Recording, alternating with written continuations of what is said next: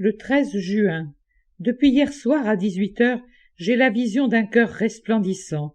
On dirait de l'or liquide, de l'or devenu vert précieux et illuminé à l'intérieur par une forte lumière. Des rayons intenses s'en échappent et l'entourent comme une magnifique auréole.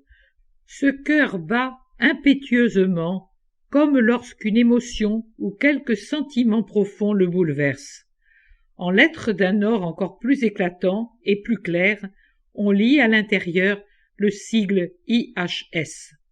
Mais ce cœur, dont la forme et le mouvement sont en tous ceux du même organe humain, m'apparaît comme une hostie vivante qui rayonne dans son ostensoir en or.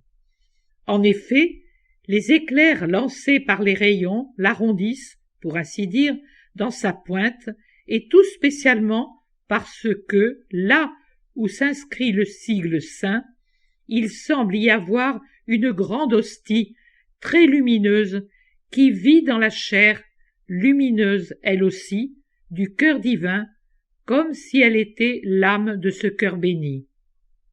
Je récite les prières de l'après-midi, dites en commun, de cette manière, en ayant les yeux de mon âme fixés sur ce soleil d'amour qu'est le cœur du Christ, et je me propose de faire mes dernières offrandes pendant que les autres dînent, parce qu'il m'a été impossible de les faire durant la journée, pour une raison ou pour une autre.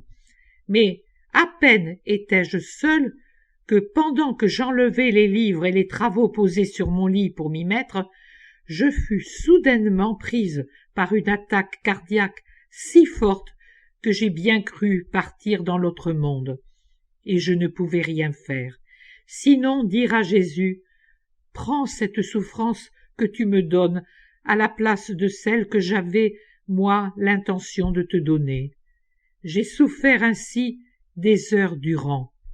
Je souffre encore aujourd'hui, encore maintenant, mais je vois toujours le cœur rayonnant et j'en suis soulagé en toutes choses, hormis la chair, qui est un véritable et absolu supplice. Hier soir, je croyais vraiment mourir, et pour ne pas mourir seul, j'avais posé devant moi, sur mes genoux légèrement fléchis, mon Jésus, la Vierge de Fatima et Gemma. Il s'agit probablement de Sainte Gemma Galgani, Vierge de Luc 1878-1903, pour laquelle l'écrivain avait une grande dévotion. J'aurais aussi voulu Saint Joseph, mais je ne pouvais pas bouger pour le prendre. Je tenais le chapelet ainsi que celui de Notre-Dame des Douleurs, et j'avais l'impression d'être comme entouré des meilleurs infirmiers qui soient. Je gardais les yeux fixés sur Jésus, Marie et Gemma, quand j'ai senti la morsure devenir plus vive et le cœur ralentir ses battements jusqu'à les suspendre quelques secondes. J'ai pensé, cette fois je m'en vais, et je les regardais encore plus, je les appelais, non pas pour être préservé de la mort, mais pour mourir dans un acte d'amour, pour que mon dernier mot et mon dernier regard soient pour eux. En Gemma se trouvaient tous les saints. Entre Jésus et Marie, je plaçai également Saint Joseph, et tout était en ordre. Puis Jésus dit, « Ton esprit a vu juste, mon cœur est Eucharistie vivante. D'où vient l'amour? Du cœur. Qu'est l'Eucharistie? L'amour. Il s'ensuit que, lorsque vous pensez à l'Eucharistie, vous pouvez vous dire « Voilà le cœur du cœur de Jésus ». Et lorsque vous pensez à mon cœur, vous pouvez vous dire « Voici la matrice au sein duquel l'Eucharistie s'est formée ».